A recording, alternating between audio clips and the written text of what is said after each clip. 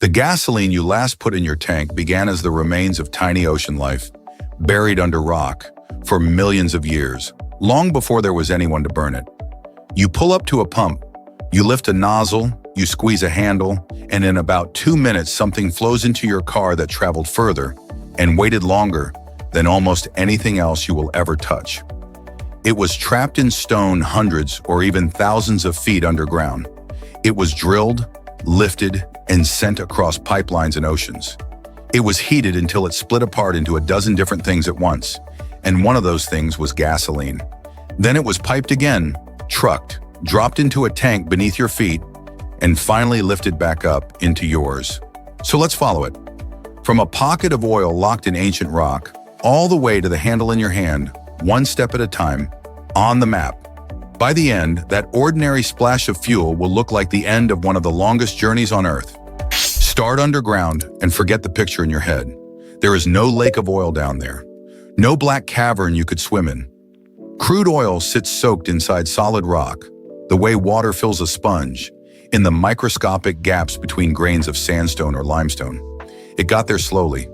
Hundreds of millions of years ago, huge numbers of tiny sea creatures and plants died and settled on ancient seafloors. They were buried under mud and sand, layer on layer, pressed deeper and deeper. And down there, where it is hot and the pressure is immense, that buried organic material was slowly cooked, over a span of time almost impossible to picture, into the mix of hydrocarbons we call crude oil.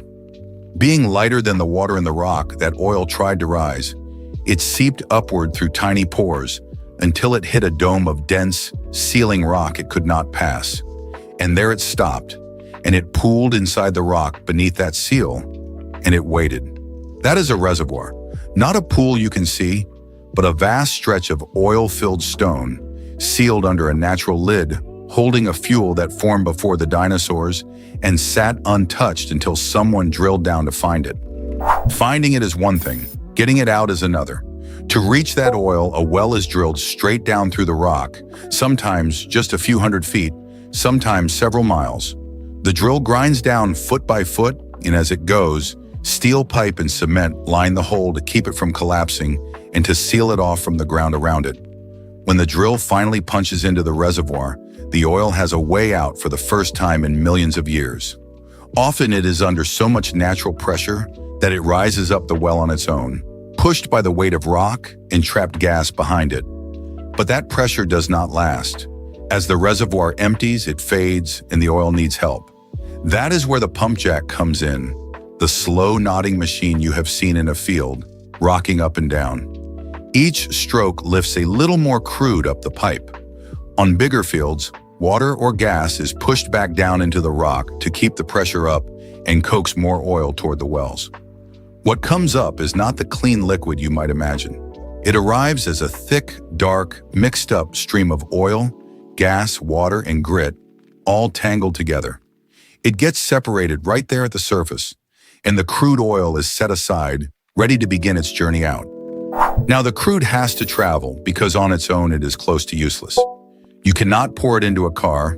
It has to reach a refinery, and refineries are often hundreds or thousands of miles from the well. So this is where the map opens up. From the wellhead, the crude first moves through small gathering lines to a collection point. From there, it joins the big arteries, wide trunk pipelines that run underground across whole countries, pushed along by pumping stations spaced out along the route.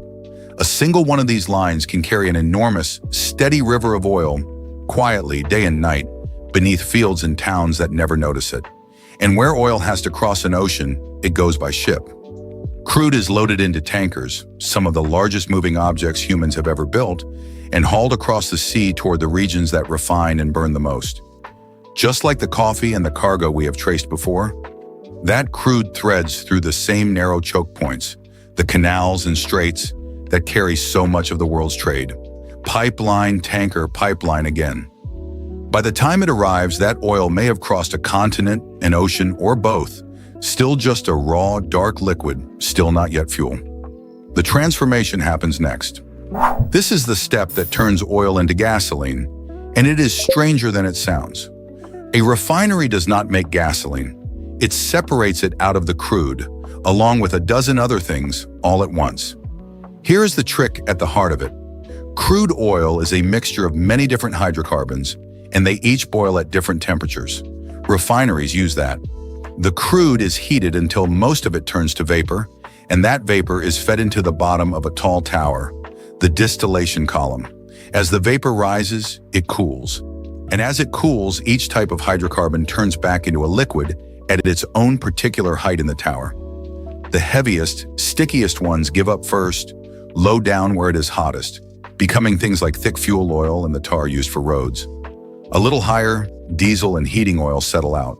Higher still, in the cooler middle, the fraction we call gasoline condenses and is drawn off, and the very lightest gases rise all the way to the top. One tower, one stream of crude, and out the sides come many different products at once, each from its own level. That is the picture to hold on to.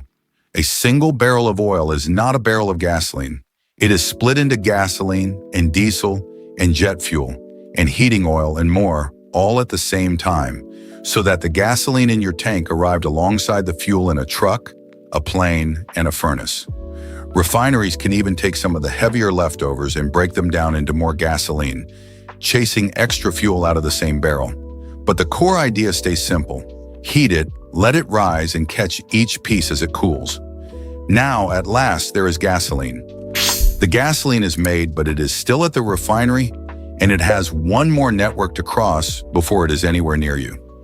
Refined gasoline is fed into yet another set of pipelines, product pipelines, separate from the crude lines. And here's something surprising happens. Different batches of fuel from different refineries are pumped through the same pipe one after another, running nose to tail, a slug of gasoline followed by diesel followed by more gasoline, kept in order and tracked all the way along. Those pipelines feed distribution terminals, big tank farms scattered near the cities that use the fuel. This is the staging ground, the buffer between the steady flow from the refinery and the stop-start demand of everyday traffic. At the terminal, tanker trucks pull up to a loading rack and fill their compartments. And it is often right here, as the fuel loads, that additives are blended in, the detergents and other ingredients that turn plain gasoline into a particular branded fuel. Up to this point, much of the gasoline in a region may have been the same shared product flowing through the same shared pipes. The brand is added near the very end. Now a full tanker truck rolls out of the terminal gate, carrying thousands of gallons, headed for the one place in this whole journey you actually see. Now the last mile, the short stretch that finally reaches your tank. The tanker truck arrives at your local gas station, but it does not fill the pumps directly. It fills tanks you never see, large steel storage tanks buried in the ground beneath the forecourt, right under the cars. The driver connects a hose and lets the fuel drain down by gravity into those underground tanks and drives on to the next station. From then on, the station just waits.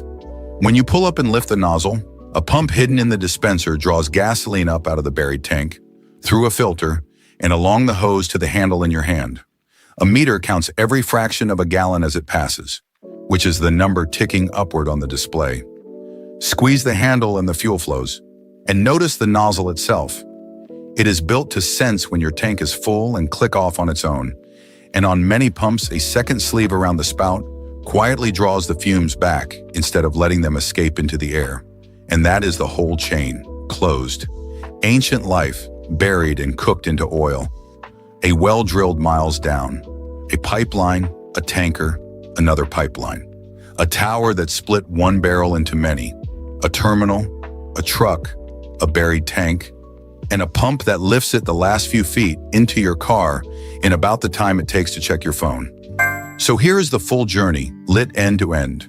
It began as tiny ocean life, buried and cooked under rock for millions of years, until it became crude oil trapped inside stone. A well drilled down and lifted it out. Pipelines and tankers carried it across land and sea to a refinery. There, a single barrel was heated and split into many fuels at once, and one of them was gasoline. More pipelines and a terminal moved it toward your city. A truck carried it the last stretch, and a buried tank held it until the moment you arrived. Millions of years, thousands of miles, a dozen products from one barrel, all of it hidden behind 2 ordinary minutes at a pump.